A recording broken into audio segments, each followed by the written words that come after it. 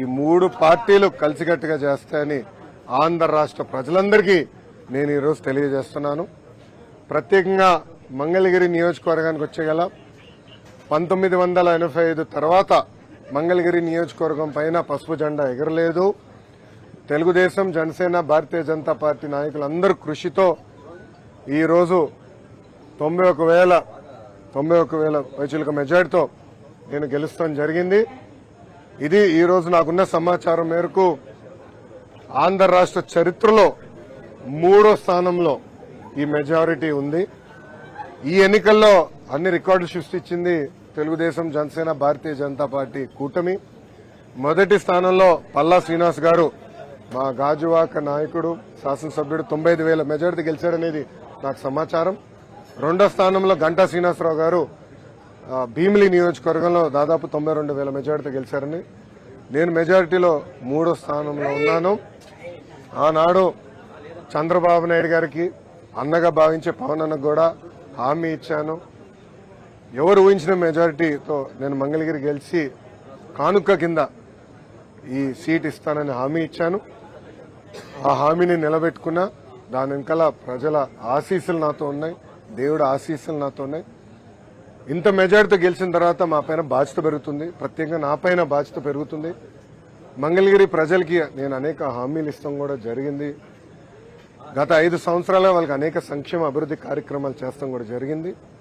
వచ్చే 5 సంవత్సరాలు వాళ్ళకి అనేక పనులు చేయాలి, ఇచ్చిన హామీలు నిలబెట్టుకోవాలి. ఒక ఆదర్శ నియోజకవర్గంగా మంగళగిరిని తీర్చిదిద్దే బాధ్యత ఇప్పుడు ఎమ్మెల్యేగా మంగళగిరి ప్రజల కోసం లోకేష్ చేస్తాడని ఈ మీడియా సమావేశంగా మంగళగిరి ప్రజలందరికీ తెలియజేస్తున్నాను. ఇప్పుడు మీడియా మిత్రులకి ఏమైనా ప్రశ్న ఉంటే దానికి ఒక్క నిమిషం అండి. మీడియా మిత్రులకి ఏమైనా ప్రశ్న ఉంటే ఇప్పుడు అడగవలసిందిగా కోరుతున్నాను. ఇప్పుడు అడగండి. కార్యకర్తలకు మాటిచ్చారు, మిమ్మల్ని ఇబ్బంది పెట్టిన వాళ్ళ పేర్లన్నీ కూడా ఒక బుక్ లో రాసామన్నారు. ఆ బుక్ లో ఉన్న పేర్లు పనికి కల్పించబోతున్నారా? అంటే వాళ్ళకి న్యాయం చేసే దిశగా లేకపోతే నేను మళ్ళీ చాలా స్పష్టంగా చెప్తాను. నా యువగలం పాదయాత్రలో స్పష్టంగా ప్రజలకి, కార్యకర్తలకు నేను హామీ ఇచ్చాను. ఏ అధికారులు వైకాపా నాయకులైతే చట్టాన్ని ఉల్లంఘించి ప్రజల్ని, తెలుగుదేశం పార్టీ కార్యకర్తలు ఇబ్బంది పెట్టారో వాళ్ళపైన ఎంక్వైరీ చేస్తాం. అధికారులకు సంబంధించిన విధంగా జ్యుడిషియల్ ఎంక్వైరీ చేస్తాం. ఎంక్వైరీ నివేదిక మేరకు సర్వీస్ నుంచి డిస్మిస్ చేసి జైలుకు పంపించేదాన్ని కూడా నేను వెనకాడను అని ఆనాడు ప్రజలకి చెప్పా, కార్యకర్తలకు చెప్పా. అది ప్రజలు ఒప్పుకున్నారు. అందుకే ఈరోజు ఎప్పుడు లేని విధంగా మనకు మ్యాండేట్ వచ్చింది. తప్పనిసరిగా ఇచ్చిన మాట, ఇచ్చిన హామీ నేను నిలబెట్టుకుంటాను అండి. నేను వైకాపా, దయచేసి వైకాపా నాయకులకి, పార్టీకి సూచించే స్థాయి నాది కాదు.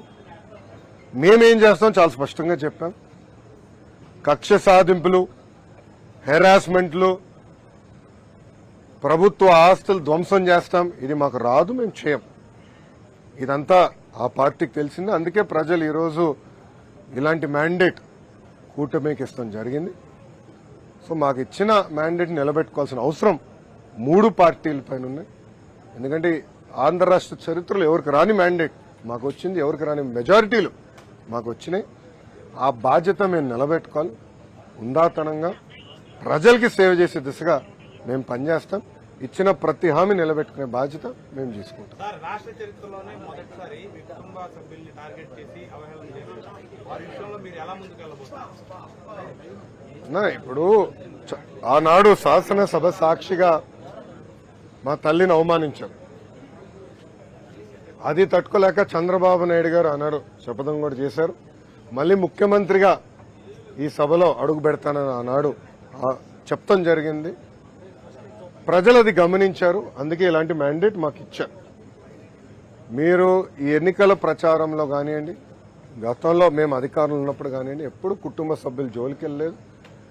వ్యక్తిగతంగా దొంగ కేసులు పెట్టి ఎవరన్నా జైలుకు పంపించిన ఆలోచన మాకు గతంలో లేదు, ఇప్పుడు కూడా లేదు. ఏమైనా తప్పులు చేస్తుంటే చట్టాలు దాని పని చేసుకుంటూ వెళ్తే తప్ప మేము ఎక్కడ ప్రజల్ని ఇబ్బంది పెట్టాలనో వైకాపా నాయకులపైన కక్ష సాధింపు చేయాలనేది మా ఆలోచన కానే కాదు. కేంద్రంలో మీరు భాగస్వామ్యం ఉన్నారు. కేంద్రంలో మీరు భాగస్వామ్యం ఉన్నారు. ఇప్పుడు కేంద్రానికి రావాల్సిన అంటే రాష్ట్రానికి రావాల్సిన రాయితీల్లోనూ కొన్ని హక్కుల్లోనూ వాటి విషయంలో ఏ విధంగా గతంలోనే చెప్పాము. నేను కూడా ప్రధానమంత్రి గారు ఉన్నప్పుడు నేను మాట్లాడటం కూడా జరిగింది. ఆంధ్ర రాష్ట్రానికి అనేక పెండింగ్ ప్రాజెక్ట్స్ ఉన్నాయి. అదేవిధంగా విభజన చట్టంలో మనకు రావాల్సిన అనేక విషయాలపైన స్పష్టత రావాలి. మనకు హామీలు కూడా నిలబెట్టుకోవాల్సిన బాధ్యత కేంద్ర ప్రభుత్వం పైన ఉంది, రాష్ట్ర ప్రభుత్వాల పైన ఉన్నాయి. అమరావతి అవ్వచ్చు, పోలవరం అవ్వచ్చు, వెనుకబడిన జిల్లాల అభివృద్ధి కావచ్చు, ఇవన్నీ ఉన్నాయి. ఇవన్నీ కలిసికట్టుగా మేము ముందరికెళ్తాం. ఇవన్నీ గతంలోనే పొత్తులోకి వెళ్లే ముందే వాళ్ళతో మాట్లాడాం, చర్చించాం, స్పష్టమైన హామీ వాళ్ళు ఇచ్చారు. దాని మేరకు పొత్తుకెళ్లాం. ఈరోజు తెలుగుదేశం జనసేన పార్టీ ఎన్డీఏలో భాగస్వామ్యంలో మేము కంటిన్యూ అవుతాం. దాంట్లో ఎలాంటి డౌట్ లేదు. లోకేష్ మంత్రివర్గంలో ఉంటున్నారు, ఎన్డీఏకి క్లియర్ మెజారిటీ వచ్చింది కదా. బీజేపీకి ఎన్డీఏకి క్లియర్ మెజారిటీ వచ్చింది. సో దాంట్లో వేరే ఆలోచన తెలుగుదేశం పార్టీ కానీ జనసేన పార్టీకి లేదు.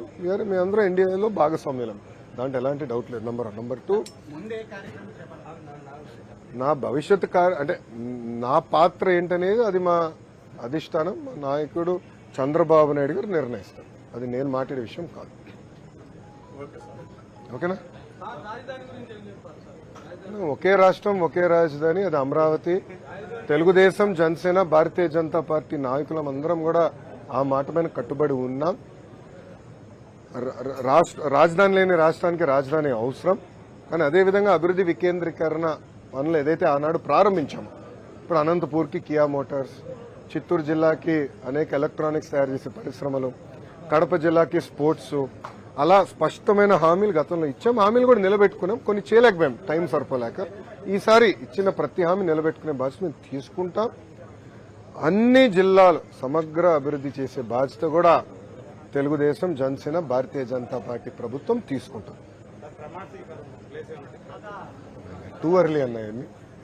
ఎందుకంటే చంద్రబాబు నాయుడు గారు మేము ఇప్పుడు వాళ్ళలాగా డేట్లు ముహూర్తాలు మేము ఫిక్స్ చేసుకోమండి. ప్రజలు తీర్పు వచ్చిన తర్వాత చేయాల్సిన పనులు ఉంటాయండి. ప్రజలు తీర్పు రాకుండా ముందర మేమే ప్రమాణ స్వీకారం ఎక్కడ చేస్తాం, పలానా టైం చేస్తాం ఏనాడు మేము అనలేదు, అన్నాం. ఈరోజు తీర్పుని మేము అద్భుతమైన తీర్పు ఇచ్చారు. ఆ తీర్పుని మేము స్వాగతిస్తున్నాం, గౌరవిస్తాం.